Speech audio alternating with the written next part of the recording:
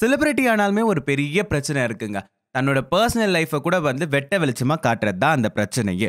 ஒரு பர்சனல் லைஃப்ல வந்து தனக்குன்னு ஒரு பிரைவசின்றது இருக்கவே இருக்க முடியாது.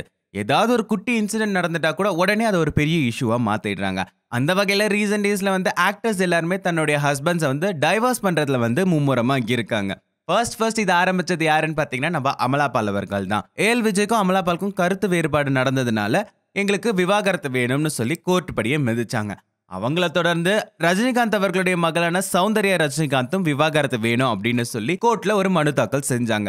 இவங்க தான் இப்படி இருக்காங்க அப்படின்னு பார்த்தா, கல்யாணமாகி சந்தோஷமா இருந்த நம்ம ரம்பா அவர்களும் வந்து விவாகரத்து வேணும் அப்படின்னு சொல்லி கோர்ட் படியே மிதிச்சிருக்காங்க. ஃபர்ஸ்ட் கோர்ட் வாசப்படியை மிதிச்சு நம்ம அமலா பால் கிட்ட போய், என்ன திடீர்னு நீங்க வந்து ஏஎல் விஜய் கூட திரும்ப லவ்ல ஒட்டிக்கிட்டீங்களாமே, அந்த விஷயம் என்ன அப்படின்னு கேட்டதுக்கு, அதெல்லாம் ஒன்றும் இல்லைங்க, ஆசையா நாங்க 2 பேரும் காதலிச்சு கல்யாணம் பண்ணிக்கிட்டோம். என்ன பண்றது, 2 பேருக்குள்ள மனஸ்தாபம் ஏற்பட்டுச்சு, அதனால நாங்க பிரிஞ்சிட்டோம். அடுத்த 2 வருஷத்துக்கு வந்து எனக்கு படத்து மேல தான் இன்ட்ரெஸ்டா இருக்கு. ஸோ எனக்கு வந்திருக்க பட வாய்ப்புகள் எல்லாத்தையும் நான் கண்டிப்பா வந்து திறமையா நடிச்சு என்னுடைய ஆக்டிங்கை ப்ரூவ் பண்ண போறேன் அப்படின்னு சொல்லியிருக்காங்க. ஃபியூச்சர்ல நானும் விஜயும் சேர்ந்து வாழ்வோமான்லாம் எனக்கு சொல்ல தெரியல. ஃபியூச்சரை ப்ரெடிக்ட் பண்ற அளவுக்கு நான் ஒன்றும் ஞானிலாம் கிடையாதுன்னு சொல்லியிருந்தாங்க. ஆசாசியா காதலிச்சு திருமணம் பண்ணிக்கிட்டு நீங்க எதுக்காக பிரிஞ்சிங்கன்னு கேட்டதுக்கு, நான் ஒன்று நினைச்சா அது வேற மாதிரி நடந்துட்டு இருக்கு. விஜயும் நானும் வாழ்க்கையில வேற விதமா சந்திச்சிருந்தா எங்களுடைய நட்பு நீண்டு போயிருக்குமோ என்னமோ தெரியல.